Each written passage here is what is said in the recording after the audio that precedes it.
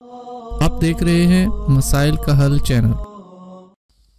حمد و ثنا رب کائنات کے لیے بے شمار صلاۃ و سلام سید الانبیاء سید ولد آدم محمد رسول اللہ صلی اللہ علیہ وسلم کی ذات پر حمد و صلاۃ کے بعد ایک سوال ہے کہ کوئی شخص آتا ہے، نماز شروع ہو چکی ہے، تو اس نے نماز کے اندر شامل ہونا ہے، تو اس کا طریقہ کار کیا ہے؟ رسول اللہ صلی اللہ علیہ وسلم کا فرمان ہے، تحریم و تکبیر و تحلیل و تسلیم۔ وہ سارے کام جو نماز سے پہلے اس کے لیے جائز تھے، حلال تھے، ان سب کاموں کو حرام کرنے والی چیز وہ تکبیر تحریمہ ہے۔ اس لیے اس کو کہتے ہیں تکبیر تحریمہ، کہ وہ سارے کام جو پہلے جائز تھے اب وہ ناجائز ہو گئے۔ مثلا ادھر ادھر دیکھنا، بات کرنا۔ جب اس نے کہا اللہ اکبر، اللہ سب سے بڑا ہے، اب باقی سارے کے سارے کام چھوٹے ہیں، اللہ سب سے بڑا ہے۔ تو نماز میں داخل ہونے کے لیے اللہ اکبر، کوئی بندہ اپنی مرضی سے سبحان اللہ کہے کہ نماز شروع کرے، غلط۔ کوئی الحمدللہ کہے کہ نماز شروع کرے گا، غلط۔ حالانکہ وہ بھی اللہ کی تعریف ہے، اللہ کی تسبیح ہے، لیکن نماز میں داخل ہونے کے لیے، نماز شروع کرنے کے لیے اللہ اکبر۔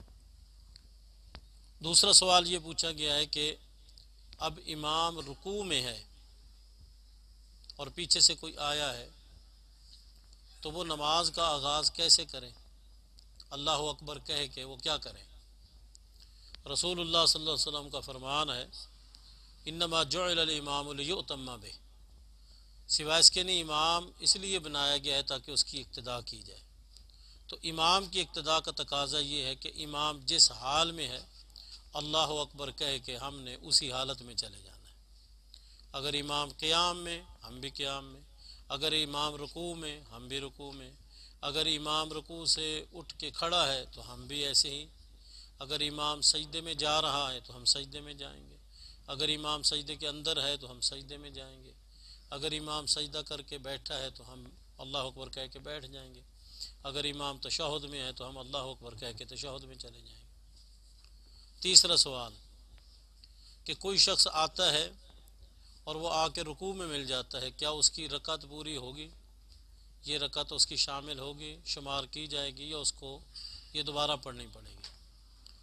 رسول اللہ صلی اللہ علیہ وسلم کا فرمان ہے، عبادہ بن صامت رضی اللہ تعالیٰ بیان کرتے ہیں، صحیح بخاری کی روایت ہے، نبی علیہ الصلوۃ والسلام نے فرمایا، لا صلاۃ لمن لم یقرأ بفاتحۃ الکتاب، اس بندے کی نماز نہیں ہے جس نے فاتحہ نہیں پڑھی، چاہے وہ مقتدی ہے، چاہے وہ امام ہے، چاہے نماز سری ہے، جہری ہے، چاہے امام جس حال میں ہے، آپ کی اس رکعت میں فاتحہ نہیں ہے تو آپ کی وہ رکعت نہیں ہے۔ چوتھا سوال کہ اب وہ آیا ہے اور اس نے قیام میں کھڑے ہو کر کوئی جلدی فاتحہ پڑھ لیتا ہے اور پھر امام کے ساتھ رکوع میں شامل ہو جاتا ہے، تو کیا یہ طریقہ کار صحیح ہے؟ بالکل غلط ہے۔ پہلی بات تو یہ ہے کہ جب امام رکوع میں ہے تو ہمیں حق ہی حاصل نہیں ہے کہ ہم کھڑے ہو جائیں، ہم نے تو امام کی اقتداء کرنی ہے۔ اب جب امام رکوع میں ہے تو ہم قیام کر رہے ہیں، اللہ اکبر کہہ کے ہم امام کی اقتداء میں آئے، اور امام رکوع میں ہے اور ہم قیام کر رہے ہیں، تو ہم نے تو امام کی اقتداء ہی نہیں کی۔ دوسری بات، پھر قرآن پاک تو ترتیل تجوید کے ساتھ پڑھنی ہے۔ بعض اوقات انسان جلد بازی میں قرآن غلط پڑھنے لگ جائے تو بجائے ثواب لینے کے الٹا نامہ اعمال میں گناہ تو نہ لکھا جائے، تو جلد بازی بھی صحیح نہیں ہے۔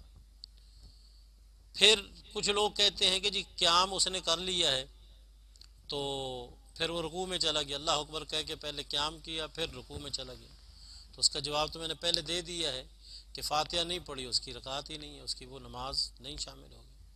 دوسری بات یہ ہے کہ وہ امام کی خلاف ورزی کر رہا ہے، امام رکوع میں ہے، وہ قیام میں ہے۔ تو پھر پوچھا گیا کہ اگر وہ رکوع کو پا لیتا ہے تو رکوع کو پانے سے رکعت شامل ہو جائے گی؟ نہیں، رکعت نہیں ہوگی، کیونکہ فاتحہ نہیں پڑھی۔ دوسری بات یہ ہے کہ ہمارے بھائی وہ اگرچہ فاتحہ کو مقتدی کے لیے وہ لازم فرض نہیں کہتے، لیکن قیام تو وہ کہتے ہیں بھی قیام فرض ہے۔ جب قیام اس نے نہیں کیا تو اس کی رکعت نہیں ہے۔ اگر وہ قیام کر رہا ہے تو امام کی اقتداء نہیں کر رہا، تو قیام کرے گا تو امام کی اقتداء نہیں کرے گا، اگر قیام ہی نہیں کرے گا تو ان کے نزدیک بھی رکعت نہیں ہے۔ اس لیے صحیح بات یہی ہے کہ جب کوئی شخص آئے، اور یاد رکھیں کبھی بھی زندگی میں اللہ کے گھر آنے میں جلد بازی نہ کریں، دوڑ کے نہ آئیں۔ اللہ تعالیٰ کے رسول صلی اللہ علیہ وسلم نے اسے منع کیا ہے۔ آرام سے آؤ، سکون سے آؤ، اور آپ نے فرمایا جو امام کے ساتھ پالو وہ ٹھیک، جو رہ جائے اس کی قضا کر لو، اس کو پورا کر لو۔ اس لیے دوڑ کے آنا غلط، جلد بازی کرنا غلط، جلدی پڑھنا غلط، الفاظ کو بگاڑ کے پڑھنا غلط۔ سکون سے آؤ اور امام کو جس حال میں پاؤ اسی حال میں۔ اچھا، اب امام کے ساتھ بعض ارکان ہم ادا کریں لیکن ہمارے وہ شمار نہیں ہوں گے۔ مثلا ہم نے رکوع اس کے ساتھ کیا، ہمارا یہ رکوع شمار نہیں ہے، اور ہم نے سجدہ کیا وہ سجدہ شمار نہیں ہے۔ لیکن کچھ میرے بھائی ایسے ہیں وہ آتے ہیں اور وہ انتظار کرتے ہیں، امام اگر سجدے میں ہے یا تشہد میں ہے وہ کھڑے رہتے ہیں، انتظار کرتے ہیں، جب امام نئی رکعت کا آغاز کرتا ہے پھر ساتھ ملتے ہیں۔ ایسا نہ کریں۔ کیوں؟ ایک تو اقتداء کا تقاضا یہ ہے کہ جب امام کو جس حال میں دیکھو اس کی اقتداء میں شامل ہے۔ دوسرا یہ ہے کہ رکعت شمار نہیں ہوگی لیکن نامہ اعمال میں ان تسبیحات کا اجر و ثواب ضرور لکھا جائے گا، چاہے آپ کی وہ شمار رکعت نہیں ہوگی لیکن اس رکعت کی جو کچھ آپ نے پڑھا ہے نامہ اعمال میں اس کا ثواب تو لکھا جائے گا۔ تو جب ہم آ گئے ہیں تو ہم اپنے آپ کو اس ثواب سے کیوں محروم رکھیں؟ رکوع کے بعد کھڑا ہے تو وہ تسبیحات کتنی عظیم ہیں، ہم کیوں ان کو چھوڑیں؟ اگر وہ سجدے میں چلا گیا ہے تو سجدے کی تسبیحات کتنی عظیم ہیں، ہم ان کو کیوں چھوڑیں؟ بین سجدتین کتنی عظیم دعا ہے، ہم اس کو کیوں چھوڑیں؟ ہمارے نامہ اعمال میں تو نیکی لکھی جائے گی۔ ہم کھڑے رہیں گے تو ثواب نہیں لکھا جائے گا، اگر ہم شامل ہو کے اور پڑھنا شروع کر دیں گے تو ثواب لکھا جائے گا۔ اس لیے ہمیں کسی موقع کو ضائع نہیں ہونے دینا۔ عشاء آپ کی پہلی رکعت میں ہے، آپ کی پہلی رکعت میں اگر آپ آئے ہیں اور آپ نے فاتحہ پڑھ لی ہے اور ثنا پڑھنے کا آپ کو موقع نہیں ملا تو پھر آگے والی رکعت میں آپ نے ثنا نہیں پڑھنی، بس پہلی رکعت میں ہی ثنا ہے۔ اور یہ بھی ذہن میں رکھیں، آپ آئے ہیں اور آپ کو پتہ ہے کہ میں ثنا بھی پڑھتا ہوں فاتحہ بھی پڑھتا ہوں تو دونوں مکمل نہیں کر سکوں گا، اگر میں فاتحہ پڑھوں گا تو مکمل کر لوں گا، تو ثنا بے شک جان بوجھ کے بھی چھوڑ دیں گے، آپ کی نماز بالکل صحیح ہوگی۔ کیوں کہ لا صلاۃ لمن لم یقرأ بفاتحۃ الکتاب، فاتحۃ الکتاب کے بغیر رکعت نہیں ہوگی۔ ثنا کے الفاظ اگر رہ بھی جائیں گے، فاتحہ پڑھ لیے، آپ کی وہ رکعت انشاءاللہ صحیح ہوگی۔ ہاں جی جی بالکل، آنے والے کی ترتیب اسی طرح ہی چلے گی، چاہے امام کی جو بھی رکعت ہے، آپ کی جو بھی رکعت امام کے ساتھ آپ پائیں گے آپ کی وہ پہلی ہوگی، ترتیب ایسے رہے۔ ہاں لیکن یہ ہے کہ اب جو ثنا ہے، ثنا تو رہ گئی آپ کی، تو پھر جب آگے والی جو رکعت پہلی میں پڑھ سکتے ہیں تو پڑھیں، پھر آگے ثنا نہیں ہے۔ آپ بالکل آپ کو اگر موقع ملتا ہے کہ آپ ثنا فاتحہ پڑھ سکتے ہیں تو آپ دونوں پڑھ لیں، اور اگر آپ اس رکعت میں نہیں پڑھ سکے تو پھر آگے آپ یہ سمجھیں آگے نہیں۔ ہاں جی، آپ گزر گئی، رہ گئی، بالکل فاتحہ نہیں رہنی چاہیے۔ فاتحہ سب سے پہلے تو امام کو ٹھیک کرنا چاہیے، جب تک امام ٹھیک نہیں ہوگی مقتدیوں کی فاتحہ صحیح نہیں ہوگی۔ امام کی ٹھیک ایسے ہوگی کہ امام فاتحہ رسول اللہ صلی اللہ علیہ وسلم کے طریقے کے مطابق پڑھے۔ نبی علیہ الصلوۃ والسلام جب فاتحہ کی تلاوت کرتے تھے تو وہ ایک آیت پر رک کر وقف کرتے تھے، جب وہ وقف کرے گا تو پیچھے والا سن بھی لے گا اور پڑھ بھی لے گا۔ اگر امام ایک ہی سانس میں دو تین آیاتیں اکٹھے پڑھے گا تو پھر پیچھے والے کو سننے کا موقع تو مل سکتا ہے لیکن صحیح معنوں میں پڑھنے کا موقع نہیں ملے گا۔ تو اس لیے امام ٹھہر ٹھہر کے پڑھے، ترتیل کے ساتھ، تجوید کے ساتھ، تو پیچھے والا سنے بھی صحیح اور پڑھے بھی صحیح۔ اور رسول اللہ صلی اللہ علیہ وسلم مکمل موقع دیتے تھے پیچھے والوں کو کہ وہ سن بھی سکیں اور پڑھ بھی سکیں، تو ٹھہر ٹھہر کے پڑھنا ہے۔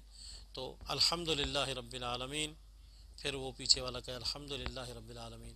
امام سے سبقت نہیں کرنی، امام کے پیچھے پیچھے رہنا ہے جہری نمازوں میں۔ جو سری نمازیں ہیں وہ نہ مقتدی کو پتہ ہے کہ امام کیا پڑھ رہا ہے، نہ امام کو پتہ ہے، وہ بے شک آگے پیچھے بھی ہو جائیں، کوئی مسئلہ نہیں، لیکن جو جہری نمازیں ہیں ان میں پیچھے پیچھے رہنا چاہیے۔ جی ہاں جی،